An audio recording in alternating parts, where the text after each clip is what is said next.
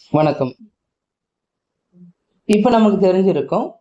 ஏன் அந்த தொடர்மொழி என்பது மிக முக்கியமானது. அதை ஏன் நம்ம தனியா பார்க்க வேண்டியிருந்ததுன்றதுக்காக தான் நம்ம அந்த 45வது நூற்பா, ஓர் எழுத்தொரு மொழி, ஈர் எழுத்தொரு மொழி, 2 இறந்து இசைக்கும் தொடர்மொழி உளப்பட, மூன்றை மொழி நிலை தோன்றி நெறி அப்படின்ற நூற்பா நம்ம பார்த்துட்டு இதை நம்ம பார்க்க வேண்டிய காரணம் என்ன அப்படின்னா, இந்த குற்றியலுகரம் மொழியில அதனோட இடம் பற்றுக்கோடு இருக்கு இல்லைங்களா? அது எவ்வாறு அமையும்னு வரும்பொழுது, நெட்டெழுத்திம்புறம் நெடில் எழுத்தை அடுத்தும். அப்ப பாத்தீங்கன்னா நெடில் எழுத்தை அடுத்து இந்த எடுத்துக்காட்டுல பாருங்க, நாகு அப்படின்னு கொடுத்திருக்காங்க. அப்ப இது 2 எழுத்துக்களால் அமைந்தது. 2 எழுத்துக்களால் அமைந்தது. தொடர்மொழி ஈற்றும். அப்ப தொடர்மொழி அப்படின்னும் போது 2க்கும் மேற்பட்ட எழுத்துக்களால் அமைந்திருக்கும். வரகு எடுத்துக்காட்டு கொடுத்திருக்காங்க பாருங்க.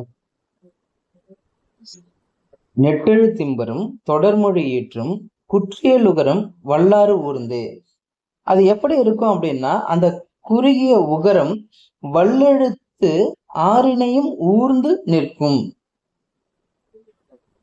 அதனால்தான் நாகு வரகு. அப்ப அந்த இதுல சொல்லுவாங்க இல்லைங்களா, இலக்கணத்துல வல்லெழுத்து ஏறிய உகரம் குசுடுதுபுரன்னு சொல்லுவாங்க இல்லையா, அதுதான் குற்றியலுகரம். அதுவும் எப்படி அமைந்திருக்கணும் அப்படின்னா, நெடில் எழுத்தை அடுத்து அந்த 2 எழுத்துக்களாலான அந்த குற்றியலுகரம் நெடிலா இருக்கணும்.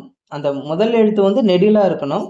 அதனை அடுத்து வருகின்ற வல்லெழுத்து ஊர்ந்த உகரம் நாகு என்பது போல வரணும். இப்ப 6 இது குற்றியலுகரம். ஒருவேளை அப்ப அது அப்படின்னு ஒரு சொல்லு இருக்கு. இப்ப இது நெடில் கிடையாது, குறில். அப்ப இது குற்றியலுகரத்துல வராது. அப்ப இது முற்றியலுகரம் அப்படின்னு வரும். புரியுதுங்களா?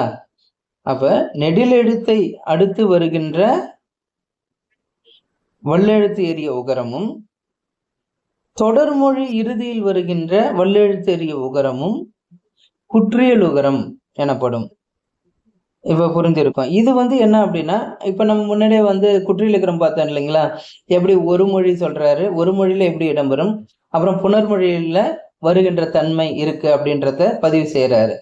இது சொன்னார்ல, அது போல இங்கேயும் குற்றியலுகரத்தையும் ஒரு மொழியில் வருகின்ற குற்றியலுகரமாக இந்த நூற்பா அமைந்திருக்கிறது.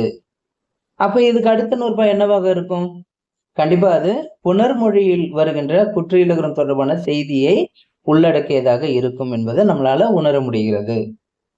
இப்ப கண்டிப்பா புரிஞ்சிருக்கும். தொடர்மொழி என்பது 2 எழுத்துக்களுக்கு மேலாக இருக்கின்ற 3, 4, 5 முதலிய எழுத்துக்கள் சேர்ந்து 3ஆக இருக்கலாம், 4ஆக இருக்கலாம், அல்லது 5 எழுத்துக்களாக ஆன ஒரு சொல், ஒரு மொழி. அதனுடைய இறுதியில் வருகின்ற உகரம் ஏறிய வல்லெழுத்து ஏறிய உகரம், மன்னிக்கணும், வல்லெழுத்து ஏறிய உகரம். அதுதான் இந்த குற்றியலுகரமாக வரும். கண்டிப்பா இது புரிஞ்சிருக்கும். எளிமையான நூற்பா தான். ஆனா நம்ம அந்த நூற்பாவோட தொடர்புபடுத்தி பார்க்க வேண்டும். தொடர்மொழினா என்னன்றது இதுக்கப்புறம் நமக்கு ஐயப்பாடு கண்டிப்பா வராதுன்னு நான் நம்புறேன். நன்றி, வணக்கம்.